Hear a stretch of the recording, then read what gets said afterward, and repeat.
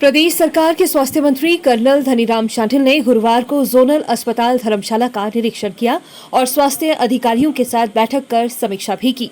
इस दौरान स्वास्थ्य मंत्री ने कहा कि प्रदेश की भौगोलिक स्थिति को देखते हुए अब हेली एम्बुलेंस की सुविधा सुदृढ़ तरीके से प्रदान करने पर जोर दिया जाएगा, जिसमें लिफ्ट होने के साथ ही मरीजों का इलाज भी शुरू हो सके। स्वास्थ्य मंत्री ने कहा कि स्वास्थ्य संस्थानों में कई पद रिक्त चल रहे हैं, जिनमें डॉक्टरों सहित अन्य स्टाफ को भरने के लिए जल्द ही उचित कदम उठाए जाएंगे। बहुत सी समस्याएं हैं अभी हमारे, खासकर मैं समझता हूँ कि जो आखिरी आदमी पंक्ति में होता है और रिमोट एरिया में, उसकी तरफ ध्यान जाना चाहिए।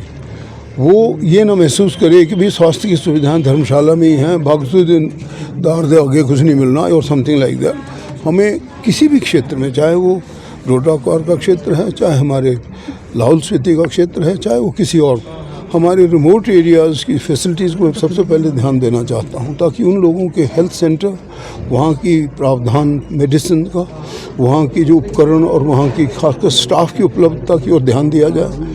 और सबसे बड़ी बात, हम सब सेंटर्स को ऐसा बनाएं कि ये देखने योग्य टुकड़ा हो। It should be very clean. स्वच्छता की ओर हम ज़्यादा ध्यान देंगे और काम को एक मैं समझता हूँ पूजा की तरह लेंगे। और मेरा मानना है कि हमारे देवभूमि में लोग इसी प्रकार के काम करने को अच्छा भी मानते हैं। There are some issues particularly about जो रिक्त पद हैं हमारे, उनको हम भरेंगे।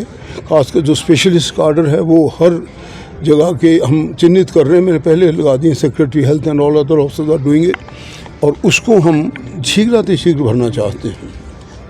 ऐसी मेरी प्राथमिकता है। इसी प्रकार कोई भी हेल्थ सेंटर खुलने से पहले भूमि और उसके धन की उपलब्धता होना बहुत अनिवार्य है। अगर जो बंद किए गए हैं वहाँ पे सब चीज़ों को ठीक तरीके से पटरी पे बैठाने के बाद दोबारा खोलने की हमारी योजना होगी। देखिए, कोई भी घोटाला खासकर ऐसे क्षेत्र में जो कि जिन्हें डॉक्टर्स और हमारे नर्सिंग स्टाफ को भगवान के बाद इन्हीं को याद किया जाता है और उसी संज्ञा में, उसी रूप में हम उन्हें देखते हैं। तो अगर कोई ऐसा सीरियस घोटाला हो जिसकी जांच की आवश्यकता होगी, अवश्य किया जाएगा, अवश्य किया जाएगा। जहाँ तक मान लो धर्मशाला है, अब धर्मशाला में तो होना ही चाहिए, यहाँ पे MRI भी होनी चाहिए, यहाँ अच्छी प्रकार के अल्ट्रासाउंड फैसिलिटी भी होनी चाहिए, एक्सरे फैसिलिटी भी होनी चाहिए और विशेषज्ञों की तैनाती भी होनी चाहिए।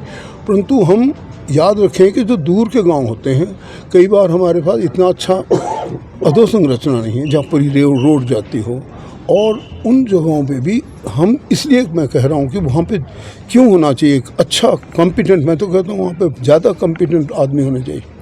कोई हृदय गति से हो जाता है ग्रसित, तो अगर आदमी एफिशिएंट होगा, वो कुछ ना कुछ सोचेगा। हम तो ये भी प्लान डालना चाहते हैं कि हम एयर लिफ्टिंग की सुविधाएं भी दें, यहाँ तक कि जो हमारी मोबाइल वैन्स हों उनमें इस प्रकार के सब उपकरण हों। छोटा सा एक मोबाइल, एक sort of small mini operation theatre हो, हृदय गति से डील करने की सुविधाएं हो, हम उस तरफ भी ध्यान देंगे। परंतु आपकी बात ठीक है कि जो हमारे सेंट्रल पॉइंट हो वो बहुत स्ट्रॉन्ग हो, वहाँ पे लोग ज़्यादा हैं, उनको सब सुविधाएं मिलें।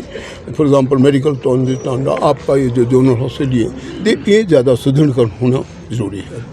खुद देखना चाहिए कि कहाँ पर विशेषज्ञ होना चाहिए, और अगर ऐसी जगहें हो जहाँ पे विशेषज्ञों को मान लो हम जोनल हॉस्पिटल से या टांडा मेडिकल कॉलेज से या कहीं से भी सेंटर से भेज सकते हो, तो 15 दिन में वहाँ तैनाती की जाए, गायनेकोलॉजिस्ट जाए, सर्जन जाए, मेडिकल स्पेशलिस्ट जाए, उसकी वो करना चाहिए। लेकिन लगातार तैनाती करने की तरफ ध्यान दिया जाए। हमारा विशेष ध्यान इस ओर रहेगा, जो आपका प्रश्न है बहुत सटीक है।